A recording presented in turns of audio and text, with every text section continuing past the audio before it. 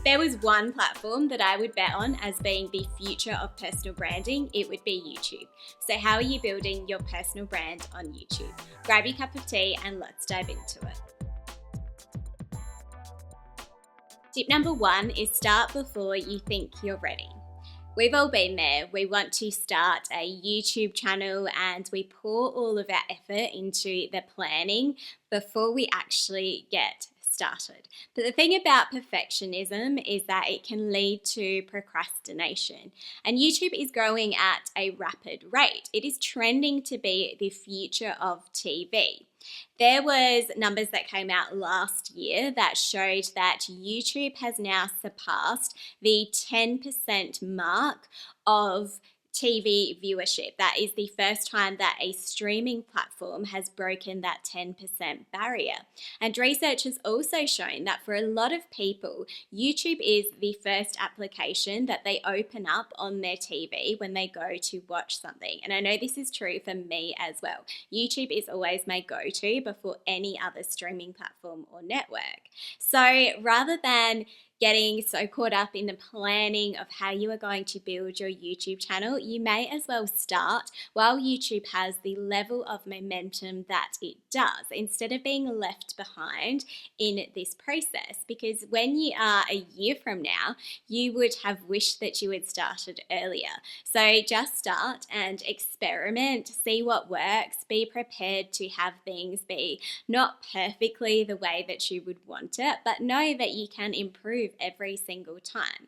This piece of advice of start before you think you're ready is something that a mentor shared with me, and it's something that I always remembered, because I remember thinking it just would never be a way that I would normally approach things, and it really made me dive into things that I wouldn't have ordinarily done with this really proactive way of just getting started and doing it, instead of getting caught up in, I guess, analysis paralysis and not actually ever getting started. So start before you think you're ready. My tip number 2 is document, don't create. This is one of my favorite mantras that comes from the marketing guru Gary Vee, of course. And for me, this has really helped to take some of the pressure off when it comes to creating content, because you're not trying to create content that is perfectly curated. You're more just trying to document your own life, your own learnings, the things that you're doing, the things that resonate with you, that you think might resonate with other people too. You're documenting along the way instead of putting all of this pressure on it being this perfect narrative. For example, now, as you may know, what is trending on YouTube more than anything is really authentic content. So not this overly edited, perfectly filmed experience, but something that looks more like actual day to day. So if you have just a camera phone, then you can actually just document and start creating on YouTube without it having to be this epic production. It doesn't have to be theatrics of something that you are doing on the other side of the world anymore. It can just be your everyday life in your home or in your work or in your job, whatever you're doing, and you can document that way, and you can publish content more related to the everyday person instead of things that people mostly can't actually connect with on a day-to-day level. And tip number 3 is to start small.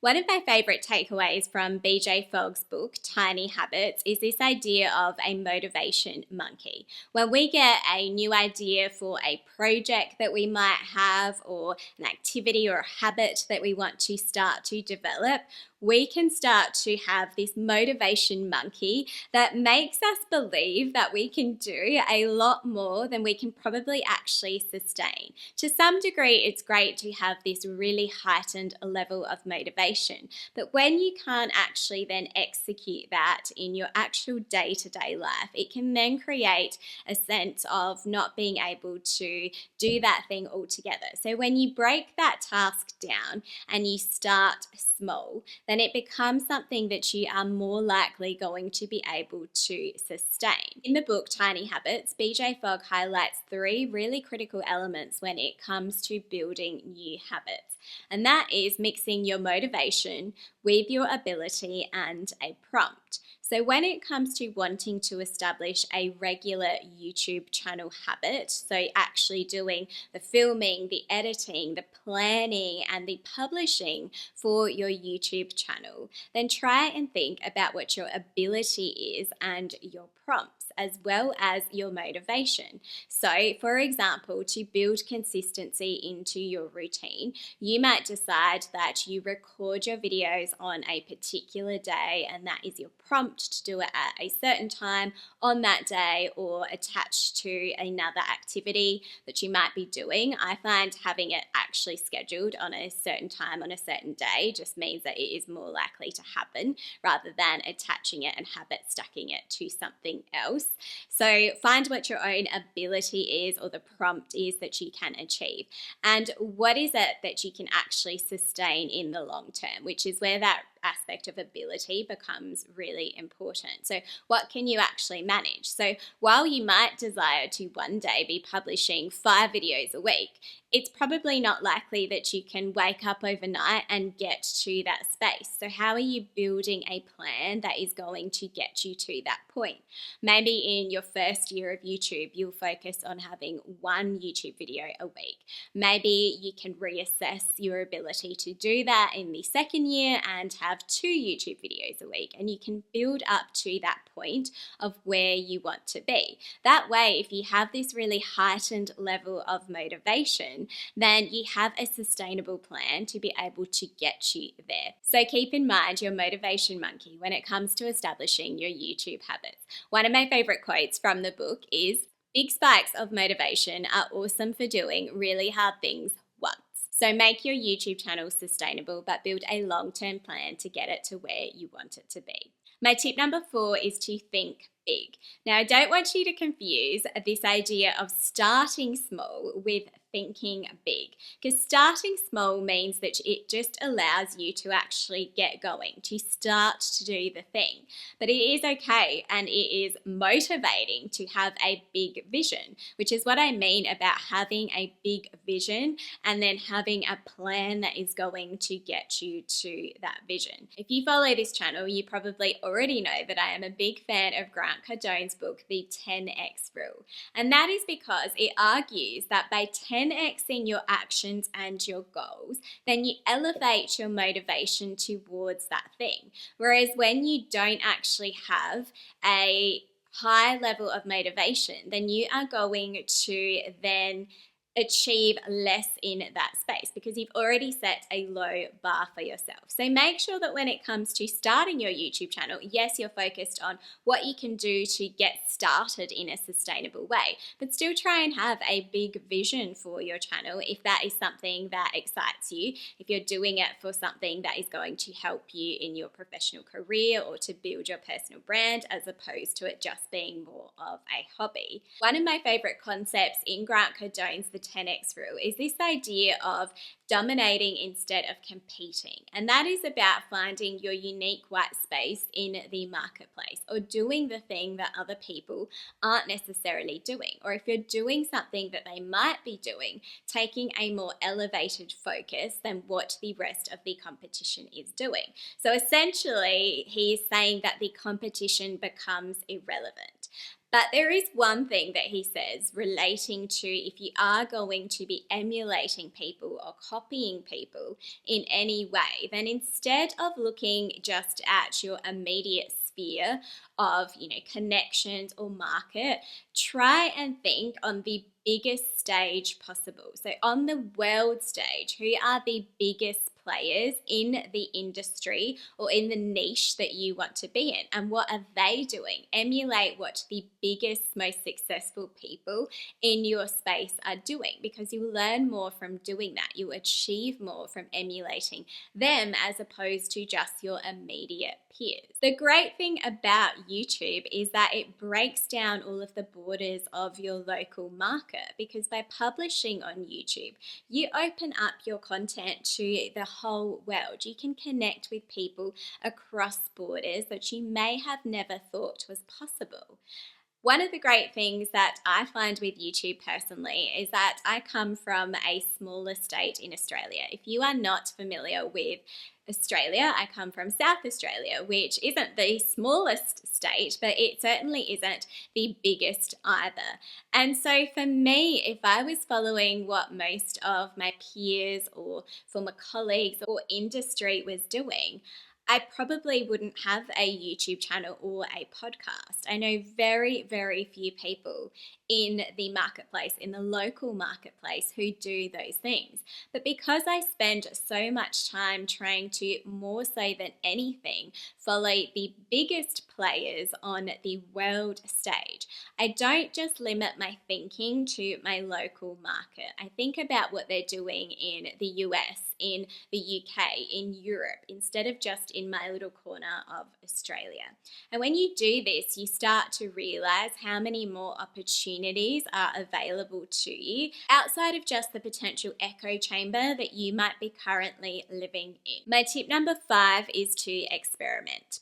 One of the best things about YouTube is that we can consume YouTube wherever we want, whenever we want. We're not restricted by what is actually airing on broadcast TV, which means as a creator, you are also not restricted by any sort of limiting TV contract. There's no rules that say that your videos that you upload or your episodes for your podcast need to be a certain time.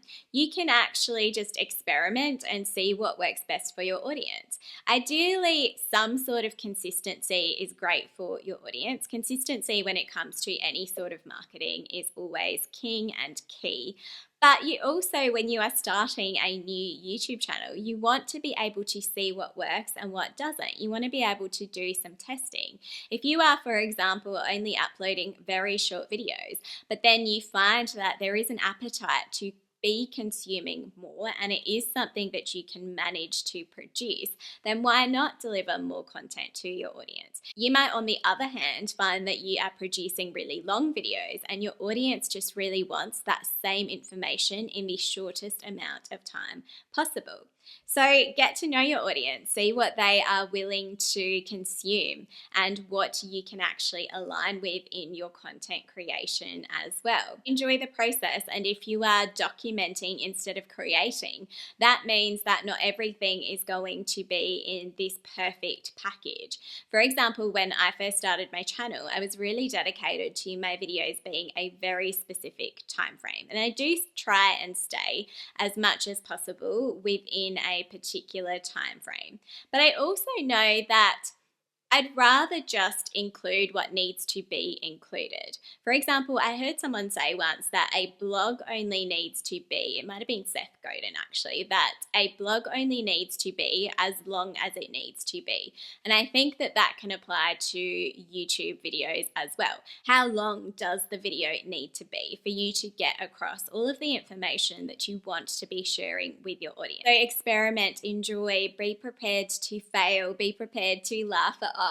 The great thing about YouTube is that while it might be that your video didn't get necessarily the engagement that you were hoping for, is that the nature of the platform and the algorithm makes it so that in some cases your video might still be served to people weeks, months, years after you produced it. When I first started my own YouTube channel, there was a video among some of my earlier videos, which was one of the first videos where I thought, okay, that's what it feels like to have a video flop straight away.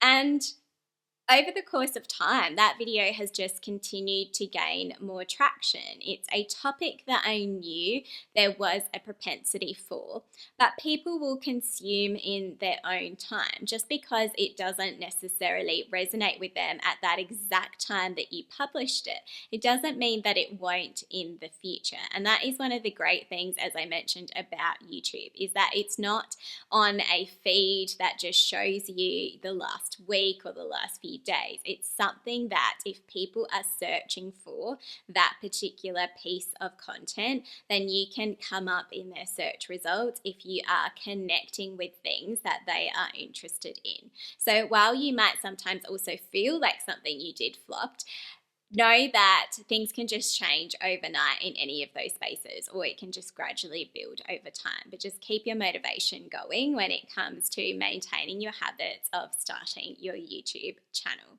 because I do truly believe that the future of personal branding is YouTube. If you are starting a new YouTube channel and you want some tips for getting started, then check out my previous episode on 50 tiny tips for YouTube beginners. Thanks so much, and I'll see you on the next episode.